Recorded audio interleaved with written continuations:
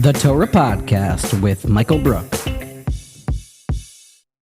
Okay. Welcome back. This is the Torah Podcast. We're going to try something a little different today. We are going to do some practical tips, some things that, through my own experience of ups and downs, and also through talking to some other people that have more experience than I do, some practical tips on taking on the day and the best way to maximize our lives to become the best servants of Hashem. So we'll start right away with some practical tips. We're going to talk about the beginning of the day. And please let me know at michaelbrook97@gmail.com if you like this new series we're going to try to do. We're going to talk about waking up in the morning. We're going to talk about seemingly the thing that is the Achilles heel for many people. And some people, it's not a problem at all. But the idea of waking up in the morning and being on time to Shacharis is something that plagues everyone. It's brought down in many Kabbalah, Halacha, and Machshava sources that the Yetzer Hara plagues man when he wakes up in the morning. In the winter months, he says, but it's so cold outside and so warm inside. Can you really go out? In the summer months, he says, but you haven't slept enough. You were up late last night. You need more time in bed.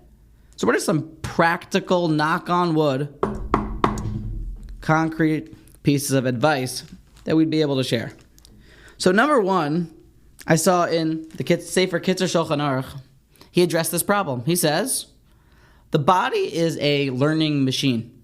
The body learns different processes through its physical actions. Contrary to popular belief that you can change yourself, or you can change yourself from the inside out, you can change the ways that you think, rewire your brain, and then change, by now I'm happy and now I smile. Instead, the Kitzur Shulchan Aruch, and it's clear over and over in the Sefer HaChinuch, that in fact the other way, the opposite, is more productive. To change your outside, and that will rewire your inside. It's clear that it even rewires your brain waves on all these brain scans. So, Kitzur Shulchan Aruch says that one should change his outsides and then he changes his insides. He suggests practically, commit to waking up on time the second your alarm wakes up without a snooze button every single day for 3 days. Do it for 3 days. 3 days, alarm goes off, I'm out of bed. That's it. Everyone can do that. That's a pretty practical, not much else needs to be said about that one. Number two, I've heard from multiple friends that they've used this next piece of advice and it's worked well for them. Create an achrayus, an obligation to be there that your own personal kavod, your own honors on the line. Make a study session with a friend or a rabbi before davening. By doing that, you handcuff yourself to having to show up. Even though if you're in bed and the Yetzer Hara, the evil inclination, comes and says, but you need more sleep, stay in bed. There's that other piece of information in your head that even the Yetzer Hara has, which is that, wait, but I'm going to look terrible and embarrassed, and it will be embarrassing if I don't show up to my study session, my chavrusa that I've scheduled.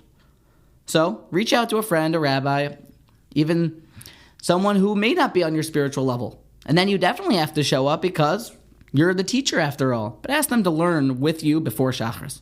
These two practical insights can change the way that we start our days and actually can therefore change our entire days and lives.